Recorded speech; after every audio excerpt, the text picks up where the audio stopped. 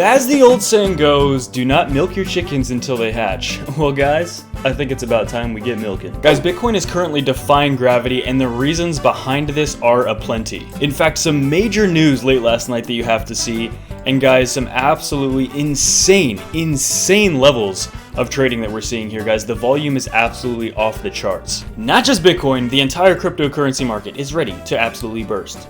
Let's jump on it. Welcome back, everyone. I'm your host, Stanley Splash Zone, and guys, if you're invested in crypto, make sure to keep your pinkies and toes inside the vehicle at all times, because you are going to get wet one way or another. Absolute pumpage. Guys, I personally think Q1 2021 is going to be one of the most explosive times we've ever seen for the cryptocurrency market, and I really think that altcoins are going to slowly start to play more of a part in that explosiveness. As up until this point of the last 3 months, it's primarily been Bitcoin, but as we said just days ago, Ethereum is really going to start taking the lead. And guys, get used to it. It's going to keep happening. Here we have Ethereum at 753. The high for today was about 755, so really close here. I can't give financial advice, but I talked to a few real-life friends that I've known for years today, and they're interested, of course, all right, story we've heard before. They're interested in getting into cryptocurrency now, and they basically said, you know, what should I get? For the amount they wanted to put in, I actually think it would be smarter for them to enter Ethereum, because I think Ethereum is going to absolutely explode. Guys, I think it's 100% necessary, and you'll hear this from everyone, 100% necessary to have both Bitcoin and Ethereum. But regardless, a 5-digit Ethereum in this cycle, to me, is completely realistic, basically inevitable, right? Ethereum is incredibly still undervalued. It's still somehow it's kind of like flying under the radar, even though Ethereum is the number 2 cryptocurrency and basically everyone knows it. Some of these other top alts are really going to start pumping. And guys, today, that is exactly what we're seeing. And again, like we said, I think we're going to see this trend continue. It makes the most sense. Many people agree with this. And fundamentally, we have some insanely more bullish news. So guys, everything so far is pointing us directly towards a major blast off. Wow, so if you guys want to make sure to claim your ticket outside of this solar system, make sure to hit that like, subscribe, turn on those post notifications. Remember, all comments do entry for a ledger equivalent in BTC or access to T4. And without any further a goo goo gaga, let's dump in. Guys, we're going to be talking about Bitcoin and Ethereum today. I promise I will not be forgetting Ethereum today, but before we do that, I want to cover 2 huge things, okay? First things first, I just wanted to read this little excerpt here. Nicholas Day here on CoinDesk, he says here, Monday's OCC letter here goes to show that there is not an all-out assault on crypto. There isn't an all-out assault on crypto. That there are bright spots in our government here in the US that realize crypto networks are going to be the foundation of future payment systems and other financial service applications. So we welcome this type of interpretive guidance, Smith told CoinDesk here on a telephone call. And this is specifically regarding last night's announcement of the US Fed regulator saying banks can conduct payments using stablecoins. This is absolutely huge. And like that sentence that I just read says, this gives us a little more validation, a little more confidence, and a little more optimistic of an outlook here on cryptocurrencies here in the US specifically, because again, some people have been concerned about crackdowns, specifically with what happened with XRP just days ago, right? But guys, this is extremely bullish news. And for Bitcoin and Ethereum specifically, this is exactly the type of trajectory we want to be heading. And guys, equally as important here, if you guys remember back to 2017, I remember JP Morgan absolutely slandering Bitcoin, saying it was a scam, specifically Jamie Dimon of JP Morgan. But now we have here this, and the only main important thing I want to cover here, besides the fact they're predicting $150,000 Bitcoin long term, this is what I want to cover. Guys, Binance, the world's largest crypto exchange, recorded $80 billion in volume in a 24-hour trading activity. Now, to put this in perspective here, back at the height of the bull market back in 2017, back in November and December of 2017, ending in January of 2018, the volume for the entire month on Binance was 20 billion. And this was back in mid-November to mid-December, an entire month of trading volume, okay, an entire month on Binance did $20 billion in trading volume. Guys, yesterday Binance in a single day did 4 times that, right? $80 billion in 24-hour trade activity. compared to 1/4 of that in the span of a month. Guys, if this isn't showing you just how active and explosive this market is already kicking off this bull run with, there's literally no other metric that should be as eye-opening, as mind-blowing as that metric right there. 4 times the volume on the world's biggest exchange in a single day than an entire month in the last bull market. This type of activity, this type of volume can only be described with one word: bananas. Massive. And guys, as well, look at this. The DXY ready to potentially set another new 3-year low. We're watching this thing plummet, and as it does, if this continues plummeting, this spells massive gainage for the entire cryptocurrency space, as it has throughout the entire year of 2020, and we expect this trend to continue well into 2021, potentially as Bitcoin, as cryptocurrencies really take their place in our current financial ecosystem.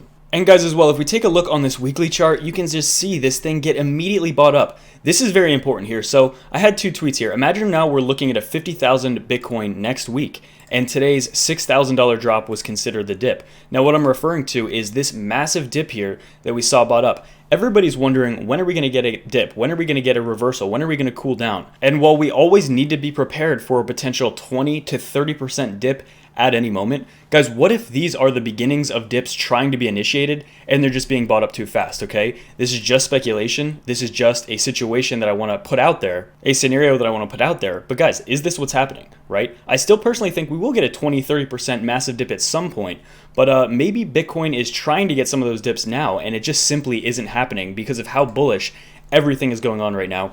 And as well, the final thing I want to delve into before we jump more into the TA, if you think a 5-digit Ethereum or a 6-digit Bitcoin this cycle isn't possible, then I think you're severely underestimating what is going on here. This is the beginning still, the very, very first 1 or 2 innings of this cycle, and we're already seeing explosiveness that we've basically never seen before. We have never had institutions involved. And realistically, what Bitcoin is doing right now isn't even far off from what it's done price-wise in the past. So if we're fundamentally getting more and more institutions to pile in week after week, then what we've seen so far isn't even that extraordinary. We could see much more crazy charts than this if institutions continue to pile in. That's really the key here. Okay, so with that being said, another thing I'm really impressed with Bitcoin is we're still finding resistance right at this key level that we've been talking about we've been talking about this channel for the past 10 months at this point. But you can see here, for me, this is the last big level that if we continue, if we break above this level, I think the juice is ready to be let loose after we break through these levels. $40,000, $50,000, $60,000 per Bitcoin. We're going to start seeing Ethereum and altcoins absolutely rocket up as well. Now let's actually take a deep dive here into Ethereum real quick. As Ethereum's all-time high is only a couple $100s above us, right around like the $1,400 level for Ethereum. This is the Ethereum USD pairing, specifically on the Ethereum Bitcoin pairing. There are a few key levels to watch here, and basically what you can look for here, currently Ethereum is roughly 3% of a Bitcoin. I personally think that Ethereum is going to end up at least 10% of a Bitcoin in the future. Key levels we're watching for here are about roughly 5%, roughly 7% as well. But and these are levels on Ethereum's chart. But honestly, guys, I think you're going to be surprised at the explosiveness of Ethereum over the next 2 quarters of 2021. So over the next 6 months, I think we're going to be seeing a massive resurgence in this and see Ethereum gain a little bit on Bitcoin over time, even as Bitcoin's absolutely erupting. So what does that require? It requires massive value to continue to be added into this crypto environment. Because most importantly, too, in my opinion, is this.